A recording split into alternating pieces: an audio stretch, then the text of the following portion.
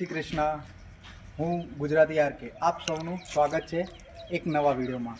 મિત્રો, આજે આપણે એક નવા ટૉપિક પર વાત કરીશું.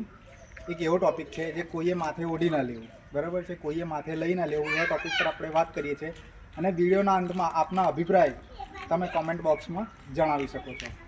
હાલની પરિસ્થિતિ આપણે જોઈ કે કમોસમી વરસાદ થયો. વરસાદના કારણે ખેડૂતોને ઘણું ખરું નુકસાન થયું છે. દરેક મોટા ખેડૂતને મોટું નુકસાન થયું છે, નાના ખેડૂતને નાનું નુકસાન થયું છે, બરાબર.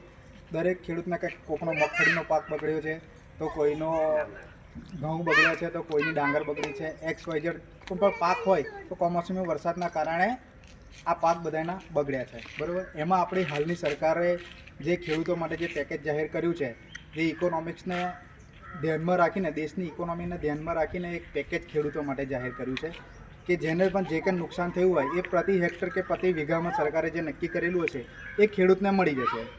કે ભાઈ ડાયરેક્ટ ખેડૂતના એકાઉન્ટમાં એ પેમેન્ટ આવી જશે કે આટલા વીઘામાં, આટલા હેક્ટરમાં આટલું પેમેન્ટ થશે, તો આટલું વીઘા દીઠ કે હેક્ટર દીઠ આટલું પેમેન્ટ એ મળી જશે.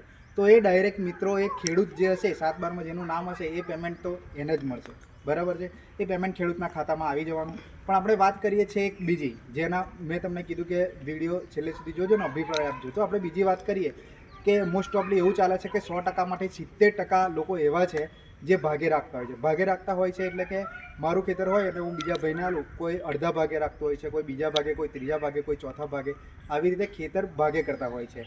તો સમથિંગ કે આજે ભાઈ મારે એક વીઘું ખેતર છે, મારે 100 રૂપિયાનું નુકસાન ગયું છે કમોસમી વરસાદના કારણે, બરાબર છે. તો મારે 100 રૂપિયાનું નુકસાન ગયું છે, તો મારા ભાગે હું ચોથા ભાગે આપું છું, તો એને 40 રૂપિયાનું નુકસાન ગયું છે, બરાબર. તો સરકારે એક પેકેજ જાહેર કર્યું, તો કદાચ 60માંથી 30% મને પૈસા મળી ગયા, તો ડાયરેક્ટ મારા એકાઉન્ટમાં આવવાના. 7/12માં મારું નામ છે એટલે મારા એકાઉન્ટમાં પેમેન્ટ આવી જવાનું છે. પણ મારો જે ભાગ્યો છે એને 40% નુકસાન ગયું, તો એને તો 40% નુકસાન ગયું છે.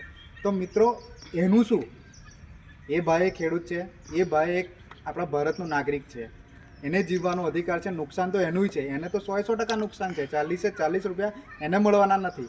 મને તો 60 રૂપિયા જે મળવાના હતા એમાંથી 30% જેટલું સરકારે મને વળતર આપી દીધું, એટલે મને 30% જેટલું રિટર્ન મળી ગયું. પણ જે પણ મારો ભાગ્યો છે એને તો 40% નુકસાન થયું છે.